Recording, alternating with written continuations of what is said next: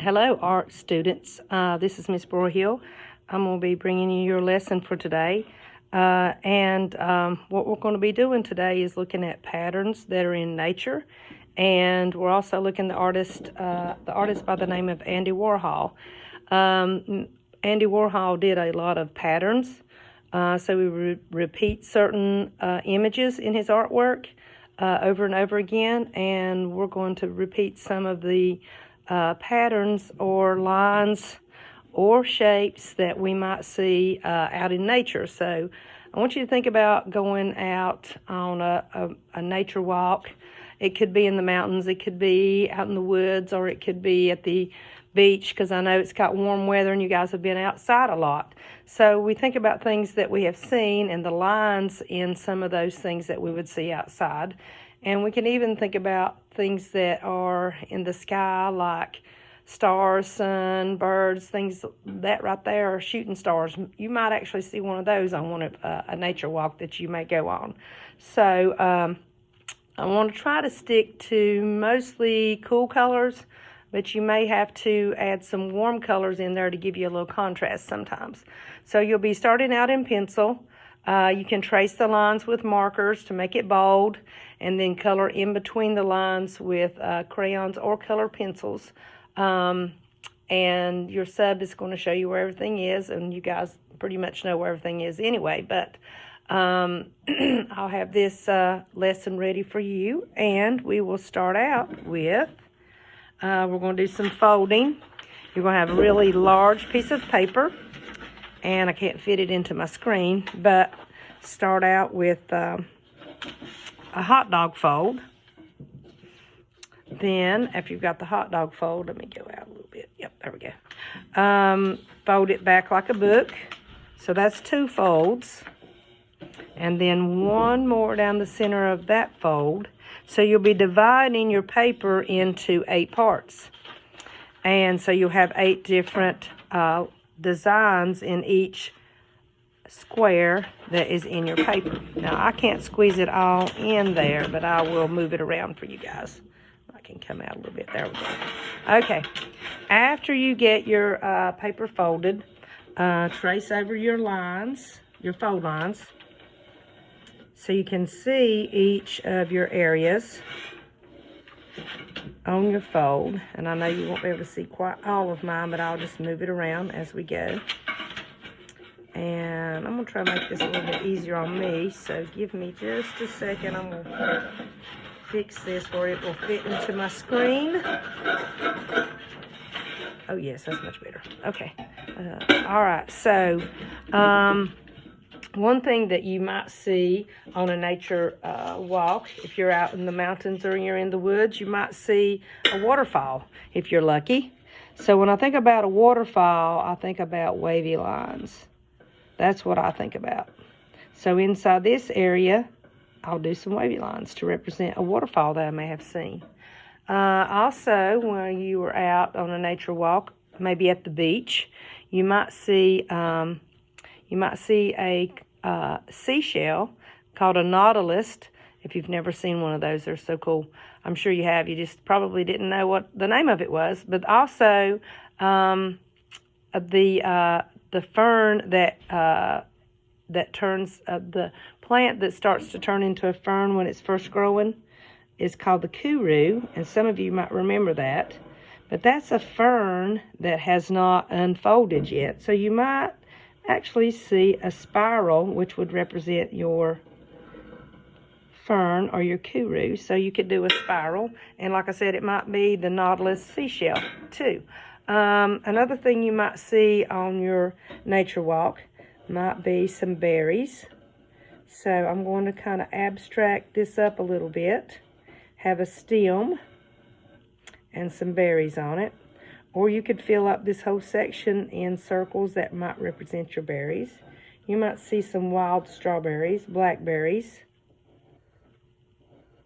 out on your nature walk. So I kind of when you abstract something, is you take your basic image and you kind of break it down and make it more simple with lines and shapes.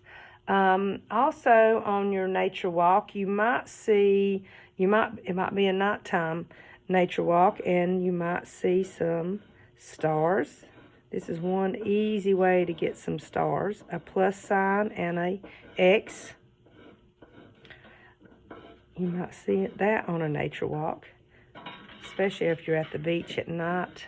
You see all those stars, and you might see a couple shooting stars, so you could put some lines behind that. You might be lucky enough to see maybe a rainbow right after it's rained. You might see that. You can throw in a sunshine up here in the corner, however you want to abstract that. You definitely would probably see some leaves if you're on a nature trail. So remember, we draw a smile and then a straight line and a frown and then a V. That could represent leaves that you may have seen. On a nature trail walk, we like to simplify them.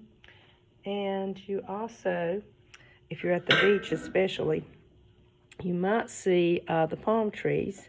So it's kind of like a little starburst. So we have got some palm fronds going on. If you want to abstract a palm tree, and then you might have to repeat. You might have to repeat one. So maybe repeat your favorite one. I like the spiral. I love the spiral. So that would be the kuru unfolding. Okay, so now I have filled up each 8 of my compartments or squares, and so we might start out. We've got, and don't forget your name. Get your name on the back. Oops. Trace your lines with marker. That will bold your lines. And like I said, I like to kind of stick with cool colors. You know, if your marker runs out of ink, you need to throw it away. This blue one I've got is just about out. I might make it. There we go. And then in between the lines, crayons or color pencils you could use to make it more colorful. So I've got, that was my waterfall abstract that I just colored in. So to have a little contrast, of course, crayons are definitely going to give you a contrast from your markers, which really makes your lines show up better. So you can color in between your lines with crayon or color pencil. And coloring with markers, I don't think it looks as good. It is so dark. It will take away from the lines that are in your artwork. So that's why I never color with markers. A lot of kids like to do that, but it's just so dark and you lose your image so easily that way. Blue, green, and purple, of course, are your cool colors.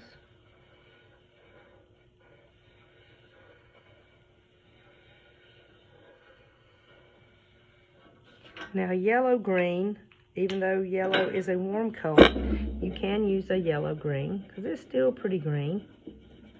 You can color the inside and the outside of your image. Let's do something purple. Oh, these would be some blackberries. And this purple is about dried out. Should have tested them before I started, but that's okay. I think I got enough to make it.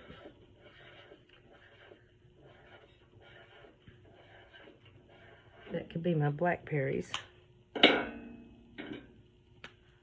And if you've ever picked blackberries in your life, and they're blooming right now, by the way, you always have to fight the briars and get stuck. We'll throw in a couple of briars in there. Unless they're domesticated blackberries, and then you don't have to worry about that. So let's find a purple to go inside. Give us a little contrast there from the line on the outside. Green on the inside. Alright, I'm not going to finish that one. I just want you to remember the cool colors mostly. And think about a contrast. Contrast makes things so it doesn't blend in with it so well. But anyway, that's your lesson for the day. You can take it home with you. You can leave it for me to look at if you want to. I'll be back next week. I don't like being out, you know that, but sometimes you can't help it. So make sure you clean up after yourself. If you went to borrow something in the art room, make sure when you're leaving that you put it back where you found it. So I hope you guys have a good rest of the day, and I will see you next week.